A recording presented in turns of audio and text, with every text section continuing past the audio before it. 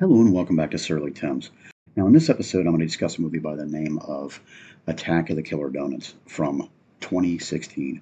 I know it sounds terrible, one of the dumbest things you've ever heard of, but in my opinion, it was far from it. Now, I couldn't get any information on what the profits were off this film or if there were any, but I know it had a budget of between $100,000 and $500,000. So, kind of a low, it's still a low budget film. Now, the two main characters were Johnny Wentworth and Michelle Kester. Uh, Johnny was played by Justin Ray. He's worked in the industry since like 2010, but only been in roles of movies that, trust me, nobody would recognize. Now, Kayla Compton, who is Michelle Kester, her most notable role was in the Flash television series as a reoccurring character of Allegra Garcia between 2019 and 2023. Also in secondary roles, you have Michael Swan as Uncle Swan, who was in such shows as MASH, Galactic in 1980, The Incredible Hulk, and also movies like Friday the 13th, Part 6, and Captain America, The First Avengers. And also C. Thomas Howell of course, he was in E.T., The Outsiders, Red Dawn, and the controversial film Soul Man. Most recently, he's been doing B movies and supporting roles in television. A story can be summed up like this: Johnny cooks for a girlfriend, Veronica, who is busy spending his money and fooling around with Bobby, while Michelle pines away for Johnny as they both toil away in a donut shop, spouting dialogue that Kevin Smith might have written when he was really high.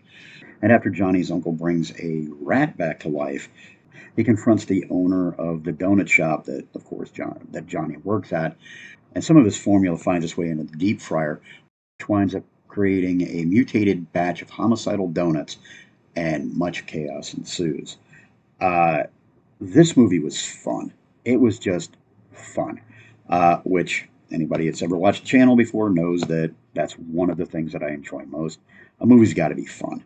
If it's not fun, and it didn't take itself too seriously. I gave the writing a 1. I gave the acting a point 0.5 because not even half of the people were on point.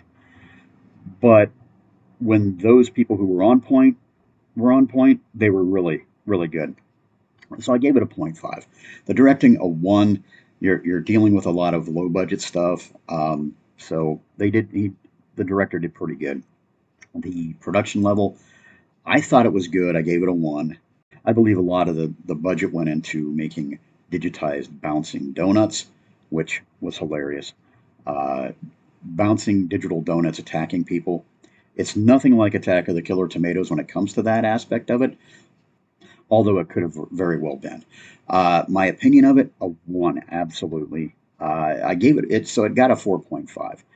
I really enjoyed this flick. I mean, if you're into B movies and you really dig that kind of feel, if you're a fan of movies like Attack of the Killer Tomatoes and you want to step up a little bit because of the technological advances since then, I would suggest it. Just a throwaway film on a Friday night if you're just looking for something to do. I got it in a 4-pack of zombie movies. I know that doesn't make any sense at all, but it was still there. I got it dirt cheap, so I wasn't going to complain at all.